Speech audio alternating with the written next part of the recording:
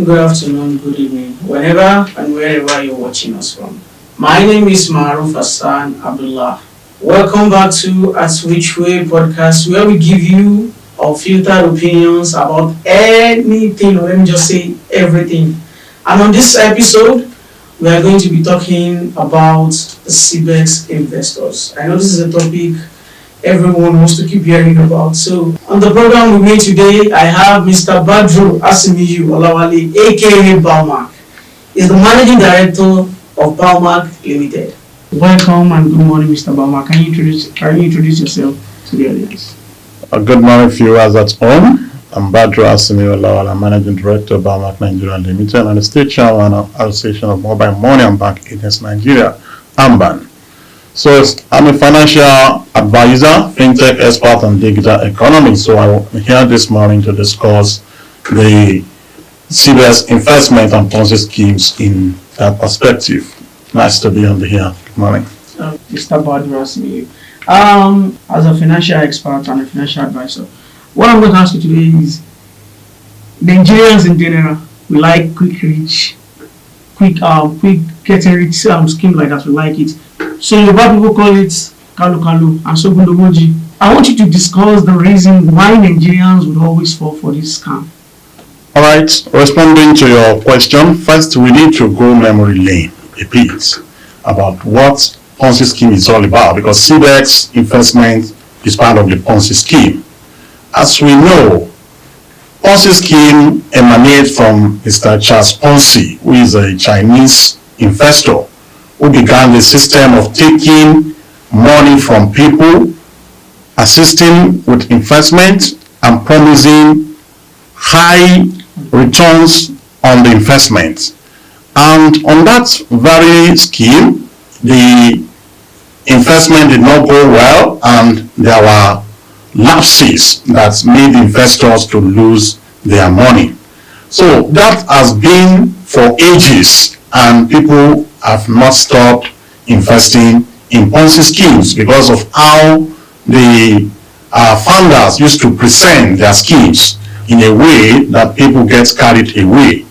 You know, we talk about these schemes that people promise 100% return on investment, even within 24 hours. They can promise you within 7 days, within a month, which obviously are not reliable in economies. Those promises are not backed up with financial principles. Even for you to get a loan from bank, even if you are going to put your money in the bank as an investment, you get maximum of 20% interest rate per annum. But for someone to have promised you a return on investment of up to 100% within 30 days, within 7 days, you should have known that something must be wrong somewhere.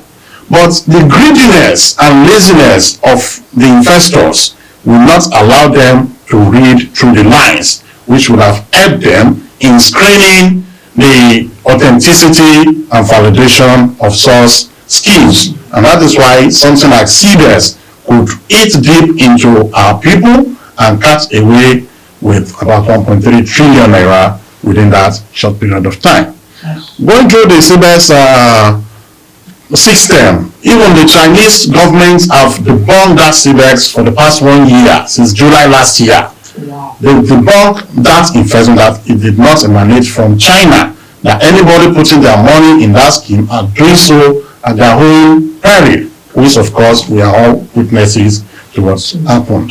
Thank you. Yeah, so they said CBEX has been there for like 2 years.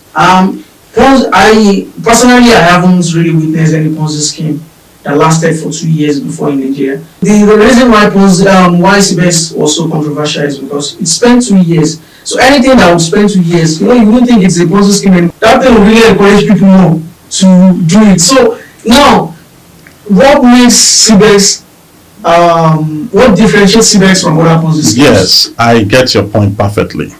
You know, when some intrigues are put into the system, it gets people carried away. First of such intrigue is that CBEX had a physical location.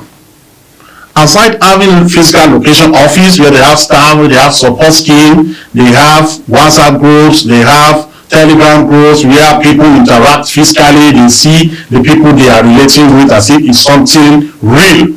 They kind of make it real. They even went on radio programs, TV stations to do a kind of authentication programs that makes people to believe this is real. You know, when some stations carry some programs, people tend to trust such programs, believing that if this kind of program can hold on such radio and TV station, definitely it must be legit. So they were able to use such techniques to get people to have trust in them. So it was that trust that they bought on that they got disappointed in the long run. So another thing that I noticed was while investigating, I realized that they said they had some documents approved by the EFCC. Right, that is number one. And they said the website originally, I mean CBEX originally doesn't have any license to do that kind of operation. So shouldn't the EFCC take responsibility for whatever is happening right now? Of course, actions are already underway. The security agencies have already weighed in, but what we know is that such interventions are often not reliable, because in the long run you wouldn't hear anything anymore.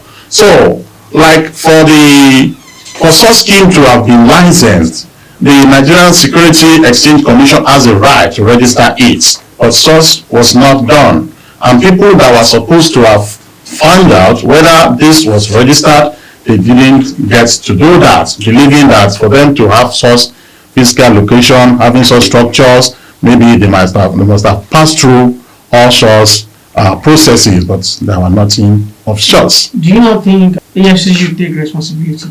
Definitely. If the document being circulated were genuinely approved by the EFCC, then their leadership have questions to answer, because for them to have exposed our people to such kind of scheme that finally got their money swindled, definitely they have people that are responsible must be held accountable for that. Maybe Nigeria loses their money and they were able to recover it back. Has there ever been any cases like that? I've never heard of any.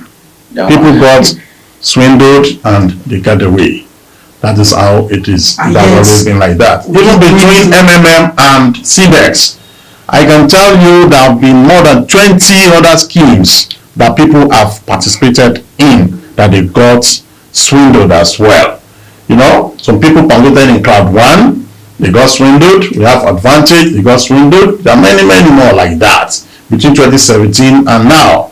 A lot has happened and people continue to still involve themselves in that because they still believe in get rich quick schemes and they never get to learn their lessons until their hands are burnt. Let's talk about the Nigerian government. After everything happened, you think Nigerian government would put some measures in place to protect their citizens, right, in general. So now CBEX has happened again and EFCC is not doing their job, federal government in general. They haven't made any statement, they haven't said anything, they haven't taken any measures against the EFCC, any probe or anything against the EFCC. Now, why did you allow this to happen to our citizens? Yes, that is a question for a responsible government. If we have responsible governments in power, we expect that when such situations arise, they take proper leadership and address such issues. By now, people that are brains behind such scheme should have been apprehended, and all of us can see them on national TVs that these people have been caught and they are being investigated, and people should be rest assured that whatever they have lost, they can recoup it. You know, the issues that we have around registration with relevant regulatory bodies are what are playing out now. I think this was a scheme has been registered appropriately. I believe by now, before they got approval, they must have registered with the CAC, they must have registered with NSCE, they must have gotten their NICON certificate that will assure that whatever investment people put in such scheme are secured. If there are any lapses like what we have presently, the insurance would have covered such lapses, that the investors' money would have been safe and secure. But there are nothing of sort, and that is why people who bought such a scheme are criminals and they needed to be apprehended. So we call on government to take leadership in this regard and try to ensure that our people's money to the tune of over 1.3 trillion naira did not just go like that. Can we blame the government or the investors? So who is to take a larger percentage of the blame, the investors or the government that fails to protect Nigerian citizens? Thank you. You see, the first part of that question is that the investor, people who put their money into that scheme, they have the larger share of the blame, because there is onus on every investor to do what we used to call KYC verification, know your customer. In that process, you must find out the authenticity of the scheme you are going to put your money in, because for every investment there is a risk, and there must be level of the risk that you can take. A risk that you are taking that you know can take the 100% of your investment does not make sense to be invested upon.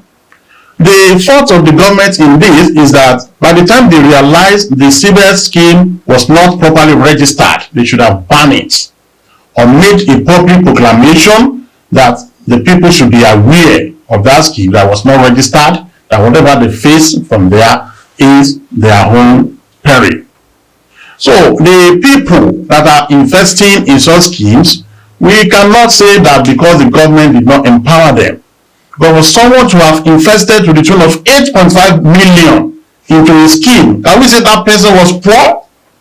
For you to have find a way to raise 8.5 million, definitely you can start a business that can yield you reasonable returns on such investments.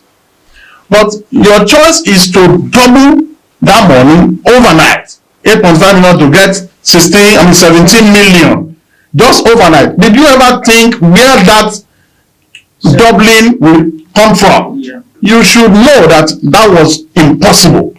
And if it's ever possible, you were going to work for it, and some people under you were going to pay the money. That is why the people that were the first investors, they were able to recoup on the basis that they were able to bring more people into the scheme. So it's a kind of bringing Peter to pay the Paul. So it was never a money that is somewhere. It is money from some people you used to pay the first investors. But if such investors also went on to reinvest, they get into trouble. So that is how it works. So as a matter of speaking, the investors were faulty for being greedy and for being lazy. They didn't want to work for the money they want to spend. For you to invest 8.9 million to recoup 17 million, you know it can take you even years to get that. When you want to get it overnight, if you lose it, it is as a result of your dubious and greedy tendencies. So what advice would you like to give Nigerian citizens as a general, since the government isn't really doing too much? Yes, there is advice for the government and for the people. For the government needs to bring a lot of initiatives into how people will get empowered. Some students use their school fees to invest. Some use the other people's money in their custody to invest. We have pastors, we have our fathers that also invested their mosque, their church money into such schemes, believing that once they recoup the double, they refund the original. So all of these are not good. The government should bring up new initiatives that will generate employment and empowerment opportunities for the people. Presently, agriculture is an hot cake across the world, and the people that are into agriculture, in all categories of agriculture for that matter, they are making a lot of money in the present economic realities. The exchange rate for agri produce is very, in fact, we can say it's more than the Ponzi scheme as of present. So people should look into that aspect and make their investments rather than putting their money into Ponzi schemes. Governments have farm settlement that they have abandoned for years. They can look into that part and also resuscitate such farm settlements for people to invest. The method that government used to use in the past was to bring in people to do the work and pay them wages on hourly or weekly basis. People can have income to build up themselves into more profitable businesses. We believe if this is done, our economy will even be more buoyant for the people to be fine and will not be carried away by Ponzi schemes and their dubious tendencies. Thank you very much. I think by now we could all say that the blame falls on both sides, the governments and the citizens. And the thing is, the immediate past president said Nigerians are lazy, right? So we don't really want that to be true, do we? So the thing now is, I see people investing 8.5 million, 9 million, 10 million, and I even heard rumors that some people invested 50 million on this Ponzi scheme. So the thing is, if you could invest that kind of money, Nigerian government wouldn't even believe that there is poverty in the nation. So we have all this. Look at one point, they were able to cut away with 1.3 trillion naira. That's the budget for the whole Nigeria for a year. So the thing now is, we should, according to Mr. Asimiyu, like what he said, I'm just going to be repeating, we should do better to find other things to invest in. Things that we can actually see physically that could bring more profit for us. Thank you for being with us today and see you next time. Bye.